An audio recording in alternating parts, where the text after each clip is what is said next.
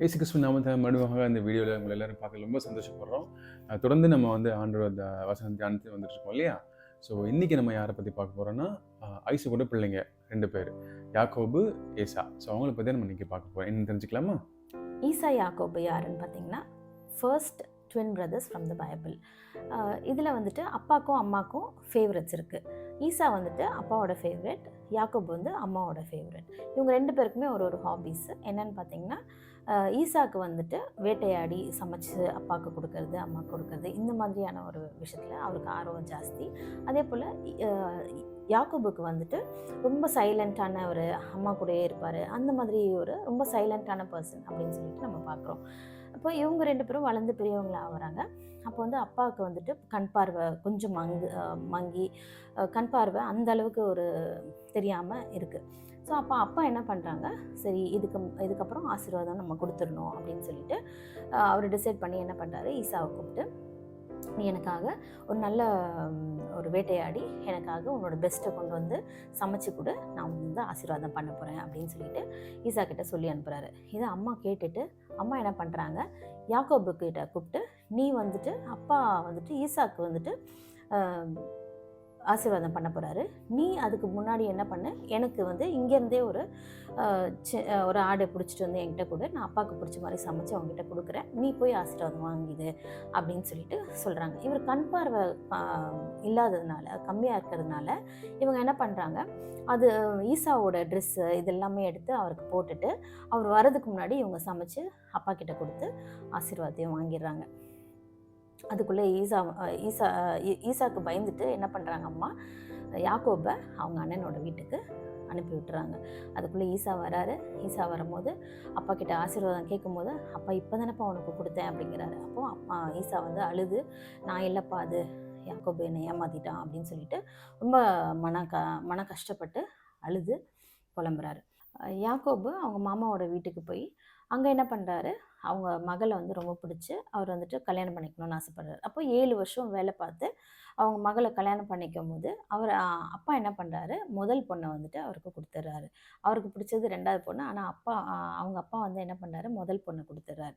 அதுக்கப்புறமா இன்னொரு 7 வருஷம் அங்கே வேலை செஞ்சு அந்த 2வது பொண்ணையும் திருமணம் செஞ்சுக்கிறாரு. அவங்களுக்கு பிறந்தவங்க தான் அந்த 12 கோத்திரங்களில் வர ஜோசஃபோட அண்ணனுங்க.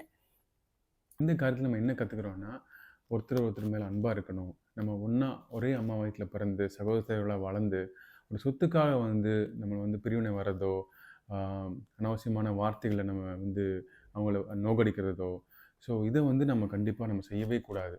ஏன்னா இதுக்கெல்லாம் மத்தியில் நம்ம ஆண்டவர் அன்பை நம்ம கொடுத்துருக்காரு. ஸோ அந்த அன்பை நான் எப்பவுமே இந்த சொத்துக்கு நடுவில் நீங்கள் வச்சு பாருங்கள்.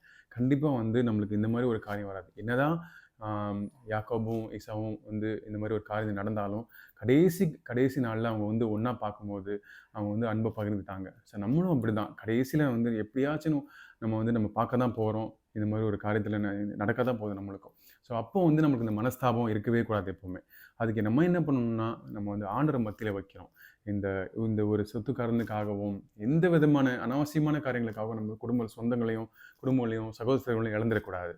ஸோ அதனால் ஒருவர் நம்ம விட்டு கொடுக்கணும். எவ்வளோ நம்ம விட்டு கொடுக்குறோமோ அதோட அளவுக்கு அதிகமாக நம்ம ஆண்டவர் நம்ம ஆசீர்வதிப்பார். விட்டு கொடுக்குறதுனால நம்ம எப்பவுமே கெட்டு போக மாட்டோம். ஆண்டவர் கண்டிப்பாக நம்ம கைவிடவே மாட்டார்.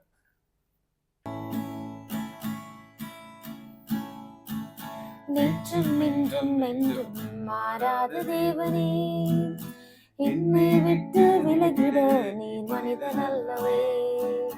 நேற்றும் இன்றும் என்றும் மாறாத தேவனே, என்னை விட்டு விலகிட நீர் மனிதன் அல்லவே. காரியங்கள் முடிந்ததும் மனிதன் அன்போ மாறியதே, ஆனாலும் அன்போ மாறாதது. தன் காரியங்கள் முடிந்ததும் மனிதன் அன்போ மாறியதே, ஆனாலும் அன்போ மாறாதது. உமக்கே ஆராதனை, உமக்கே ஆராதனை, உமக்கே ஆராதனை, நீர் என்னை காண்பவரே. உமக்கே ஆராதனை, உமக்கே ஆராதனை, உமக்கே ஆராதனை, நீர் என்னில் அளவுக்கு அதிகமாக நேசிக்கிற நல்ல தகப்பனே, இந்த நாளுக்காக நன்றி செலுத்துகிறோம் ஆண்டவரே.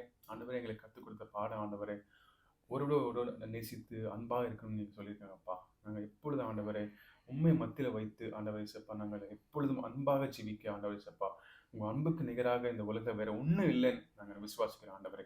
அதை எங்களுக்கு கற்றுக் கொடுத்ததுக்காக நன்றியோடு துதிக்கிறோம். பார்க்குற ஒவ்வொருத்தரையும் ஆசீர்வதிங்க, கேட்குற ஒவ்வொருத்தரையும் ஆசீர்வதிங்க. இயேசு நாமத்தில் ஜெபிக்கிறோம் நல்ல பிதாவே. ஆமென். ஆமென்.